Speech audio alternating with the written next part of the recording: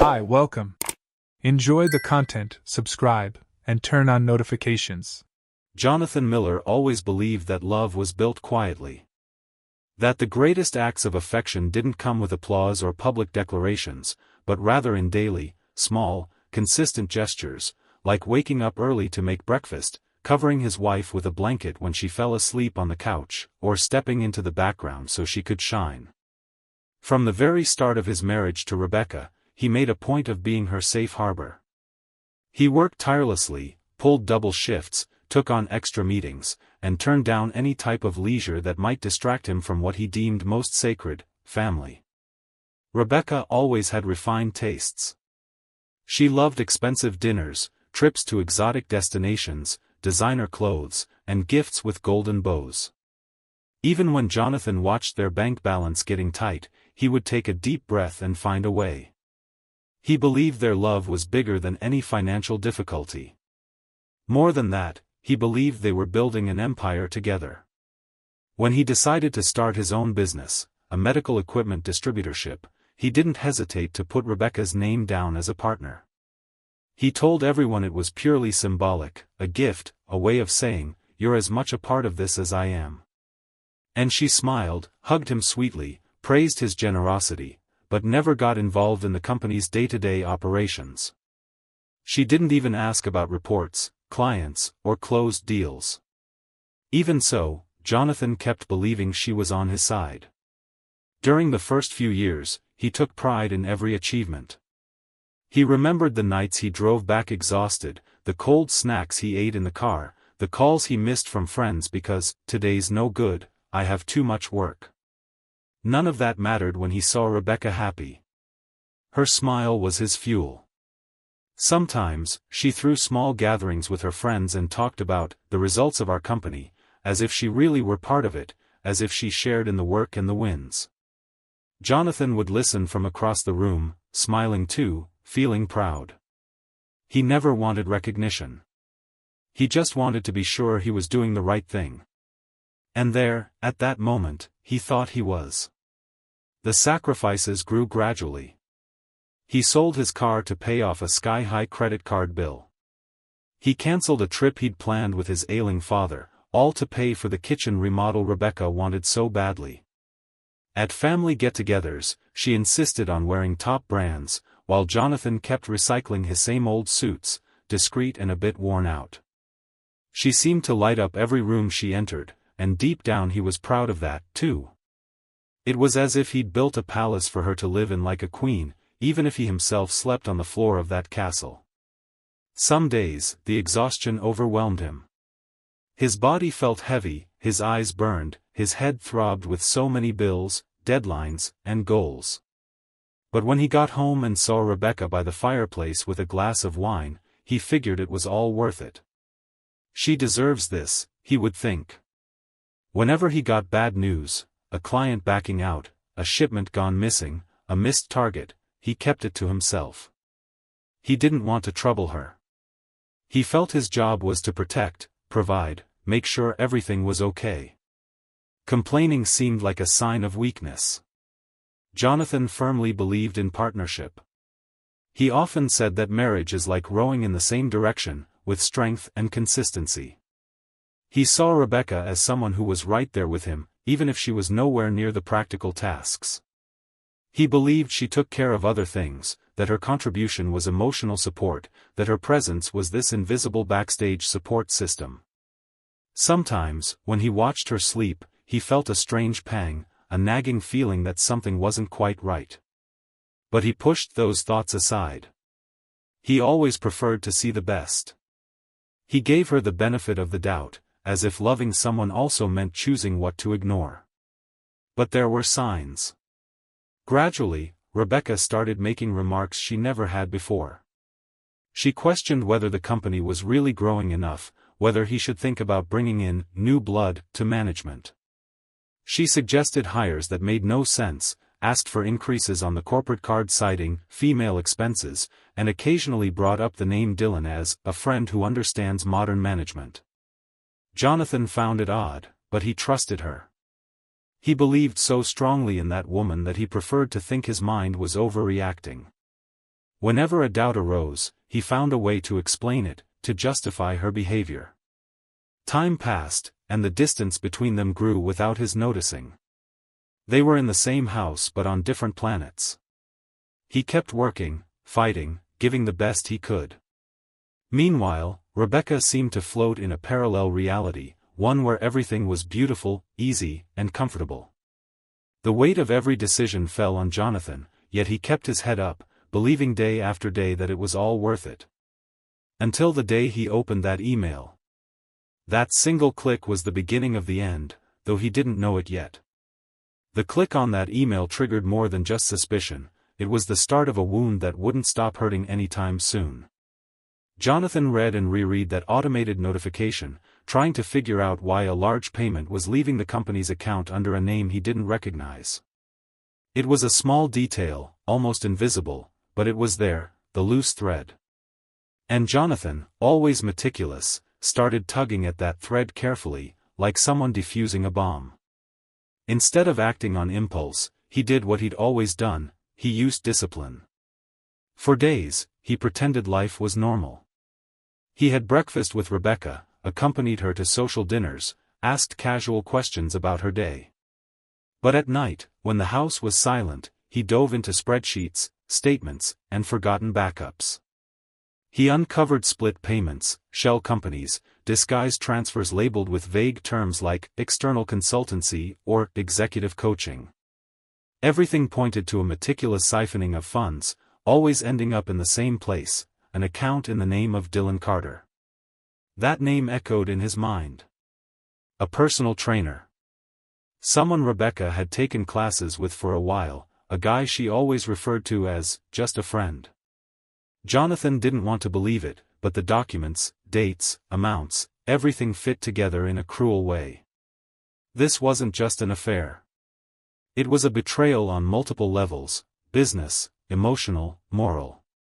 And he, the man who had given everything for this marriage, now realized he'd been the victim of a scheme by the very person who was supposed to be his partner. Once he'd organized all the evidence, both physical and digital, Jonathan spent an entire night sitting in silence, staring at that stack of papers like it was a shattered mirror reflecting everything he'd lived through in recent years. He didn't cry. He didn't sleep either. He just waited for morning with the composure of someone who'd already made a decision. That afternoon, Rebecca came home talking on her phone, smiling, carrying shopping bags. She looked happy, relaxed, as if she lived in a completely different reality. Jonathan asked her to hang up. His tone was calm, but something in it was different. She noticed. She asked if everything was all right. He simply said, "We need to talk." They sat in the living room. Jonathan held a sheet of paper in his hands. It was a copy of the bank statement showing one of the transfers to Dylan.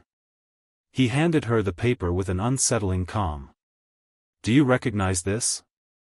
Rebecca read it, gave a nervous little laugh, then tried to brush it off with a joke. "Oh, honey, this is probably something the finance team handles." "You know I don't really get these terms," but Jonathan interrupted her. He pulled out another document from his folder. Then another. And another. Each one with data, screenshots, contracts, emails, he had it all mapped out. Rebecca began to lose her color. Her once steady gaze flickered with panic. She crossed her arms, shifted in her seat, tried to come up with excuses, but Jonathan wouldn't allow any distractions. When he placed on the table a message in which she told an employee, "Relax, he'll never see this. Jonathan signs everything without looking, that's just how he is," the room fell silent. Rebecca tried to turn the tables. She asked questions, called out his tone, accused him of invading her privacy.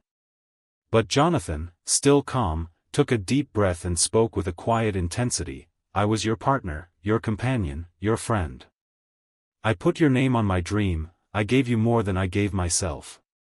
And you destroyed all of that behind my back. For ambition. For vanity. And for him." She tried to laugh, nervously, as if she still believed she could control the situation. "You're exaggerating. It's not that serious. We can work this out without all the drama. That's when he stood up, pulled out an envelope with the divorce papers, and dropped it on the table. He spoke firmly, "There's no we anymore, Rebecca. This marriage is over. And now we'll settle things the way you chose, with paperwork and the truth." Rebecca jumped to her feet. The confidence in her eyes had morphed into desperation. She tried to hold his arm, to plead, to backtrack, but Jonathan simply looked at her, without anger, without hate, just an empty gaze, the look of someone who realized the love had been tossed aside. At the hearing a few days later, Rebecca arrived with her attorneys, impeccable makeup, carrying herself like someone who still thought she had the upper hand. She probably believed that emotional strain would make Jonathan soften. Maybe she assumed he still felt enough for her to protect her. But the Jonathan who entered that room was a different man. No longer the love-struck husband who put up with anything in the name of us. Now he was a man who had chosen himself. When the judge asked him to speak, Jonathan simply handed over his folder. Inside, the same careful organization that had guided his life was now being used to reveal the truth. There were bank documents, printed emails, transaction records, and even a transcript of his conversation with Rebecca. The judge read them silently, the mood in the room shifting with each page. Rebecca kept her eyes down.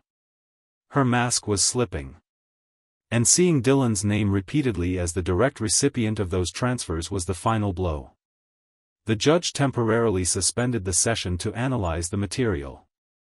When he returned, he issued a preliminary decision that completely changed the course of the proceedings: immediate freezing of the wife's assets and the start of a full forensic audit of the company. Rebecca's eyes widened. Her lawyers whispered among themselves. Dylan, mentioned by name in the documents, would have to answer as an accomplice. The fall had begun, and now there was no makeup, excuse, or charm that could hold it all together. Jonathan just watched. With the same calm he'd once offered her in everything, now he offered the cold, hard, undeniable truth. In the days following the hearing, Rebecca sought refuge in the only thing she still believed she could control: appearances. She kept posting old photos on social media, smiling at events that had happened weeks before, writing vague captions about new beginnings and fresh starts, a desperate attempt to maintain an image that had already crumbled. Her world, once insulated by luxury, influence, and convenience, now showed cracks everywhere. Close friends began to avoid her dinner invites, relatives kept their distance at gatherings, and even brands that used to send products in exchange for promotion quietly disappeared. Her name, which once opened doors, now caused some to slam shut without ceremony. Dylan, who had been so confident and cheeky, her partner in the shadows, changed overnight. The playful tone vanished. He stopped replying to her messages right away, claimed he was busy more often, and eventually ghosted her for 3 days straight.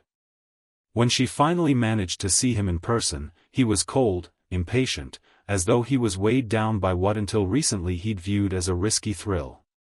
They sat down at a discreet cafe, away from prying eyes. She tried to talk, begged, insisted everything was under control. Dylan, restless, kept checking his phone, answering in short, detached lines. He didn't promise any support. He showed no loyalty. By the end of the meeting, he stood up and said, "If this gets me in trouble, I'm telling everything. You know that." Rebecca felt a chill run down her spine. For the first time since all this began, she realized she was alone. No longer shielded by a husband who would do anything for her, no longer covered by a web of favors and contacts. Now she was just a woman on the verge of losing everything, surrounded by distrustful stares and the consequences of her own choices. Local news outlets began circulating the first rumors about the case.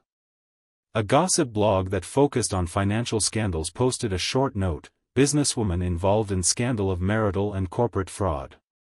That headline alone was enough for certain stores to pull their partnerships and for companies to reconsider previous advertising deals.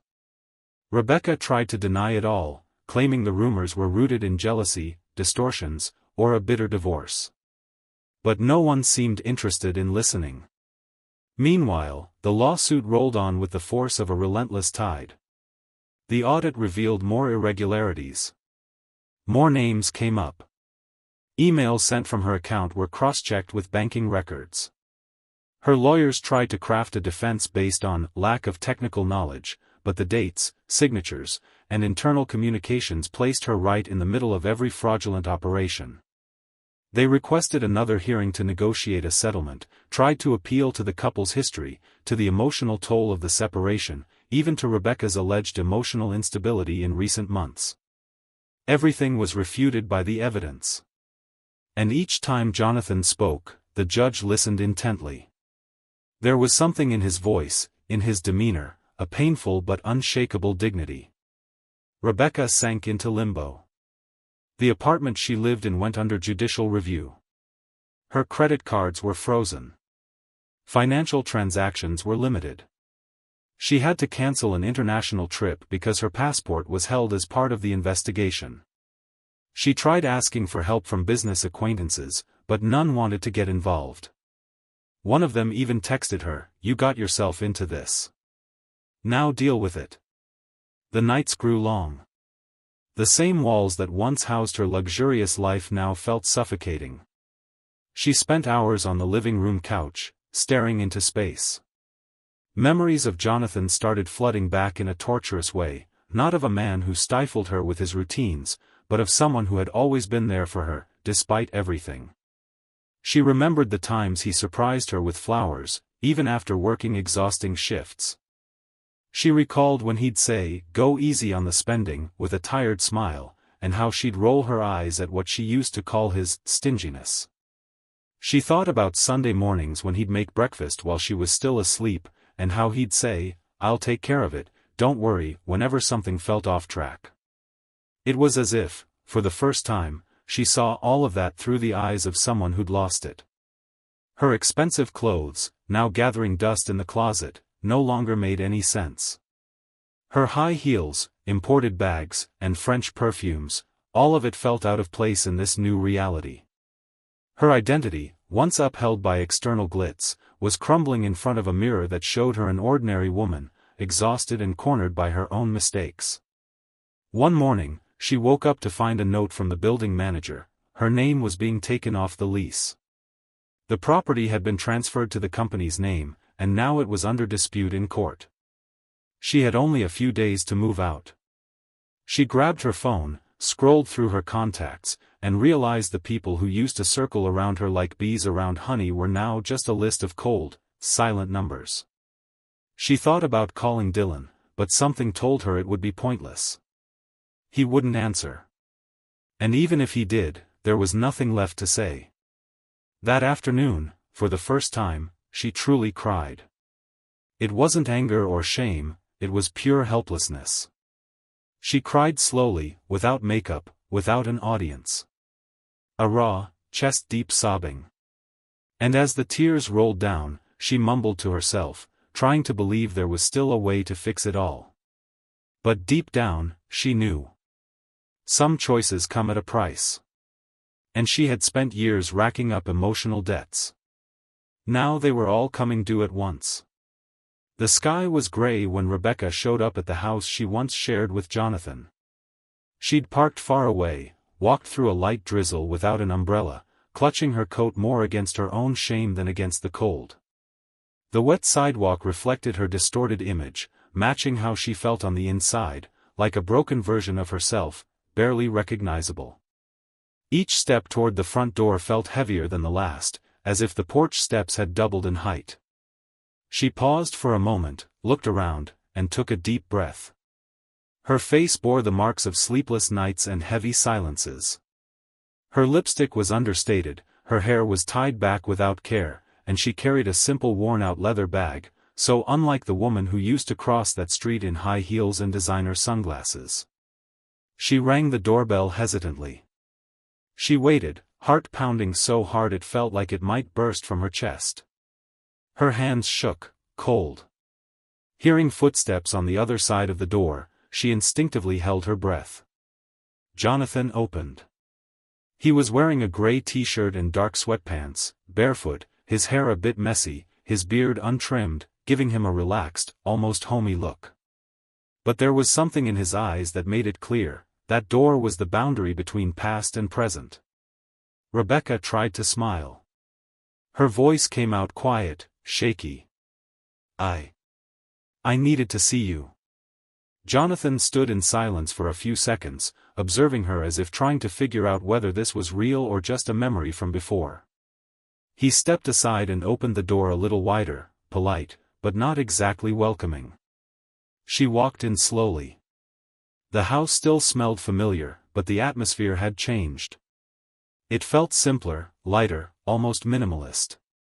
The framed photos of the two of them, once displayed on the walls, were gone. There was a new plant in the living room. A guitar leaned against the wall. A mug of still warm tea sat on the coffee table. She perched on the edge of the couch, as if taking up space that no longer belonged to her. Jonathan stayed standing, leaning against the wall with his arms folded. I messed up, she said, staring at the floor. I got lost in everything. The money, the sense of power, feeling desirable. I got it all wrong. I traded something real for an illusion.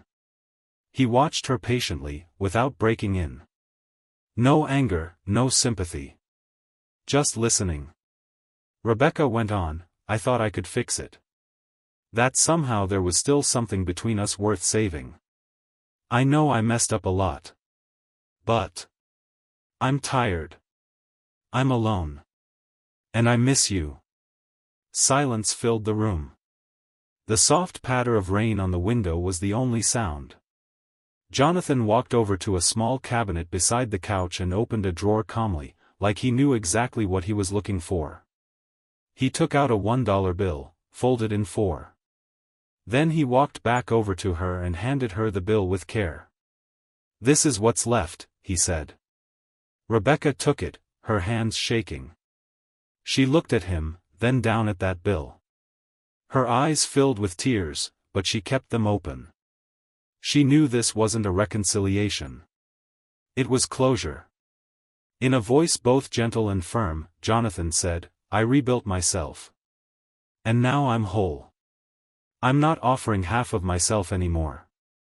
She wanted to answer, to beg for another chance, to say she could change, that she'd learned her lesson.